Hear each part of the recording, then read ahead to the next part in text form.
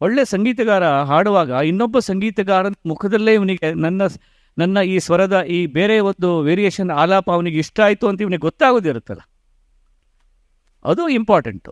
ಈಗ ಏನು ಪಲ್ಮನಾಲಜಿಸ್ಟ್ ಇರ್ಬೋದು, ಮತ್ತೊಬ್ಬ ನ್ಯೂರಾಲಜಿಸ್ಟ್ ಇರ್ಬೋದು, ಅವ್ರ ನಡುವೆ ಒಂದು ಕಮ್ಯುನಿಕೇಷನ್ ಇರ್ತದಲ್ಲ, ಆ ಥರದ ಒಂದು ಕಮ್ಯುನಿಕೇಷನ್ನು ರೈಟರ್ಸ್ ನಡುವೆ ಇರ್ತದೆ. ಈಗ ನನ್ನ ಮತ್ತು ವಿವೇಕನ ನಡುವೆ ಇದೆ, ನಾನು ವಿವೇಕ ಶ್ರೀರಾಮ ನಾವೆಲ್ಲ ಒಟ್ಟಿಗೆ ಬರುವವರು, ನಮ್ಮ ನಡುವೆ ಏನೋ ಒಂದು ಸ್ಟ್ಯಾಂಪ್ ಇರುತ್ತೆ.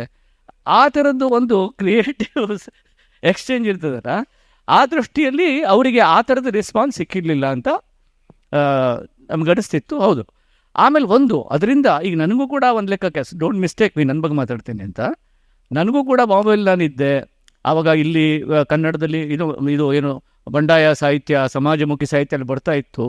ಸೊ ಹೀಗಾಗಿ ನಾನು ಸ್ವಲ್ಪ ನವ್ಯದ ಲಾಸ್ಟ್ ಸ್ಯಾಂಪಲ್ ಆಗಿದ್ದೆ. ನನ್ನ ಕವನ ನಾನು ನವ್ಯದ ಲಾಸ್ಟ್ ಅದು. ಅದರ ನಂತರ ಕನ್ನಡದಲ್ಲಿ ಸಮಾಜಮುಖಿ ಸಾಹಿತ್ಯ ಬಂತು.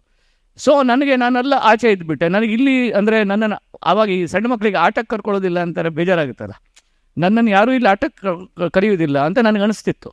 But that worked in a positive way. ನನಗೆ then it gave me a freedom to write what I want. I created my own space. ಅಂದರೆ ನನ್ನದೇ ಒಂದು ಒಕ್ಕಣಿಗೆ, ನನ್ನದೇ ಒಂದು ಆವರಣ, ನನ್ನದೇ ಒಂದು ಜಗತ್ತು. ಸೊ ಇಟ್ ಮೇಡ್ ಮಿ, ಅಂದರೆ it gave me lot of strength ಅದನ್ನು ಮಾಡೋಕ್ಕೆ ಒಂಥರ. ಯಾಕಂದ್ರೆ ಅದೊಂದು ಸ್ಪೇಸ್ ಬೇರೆ ಇತ್ತು.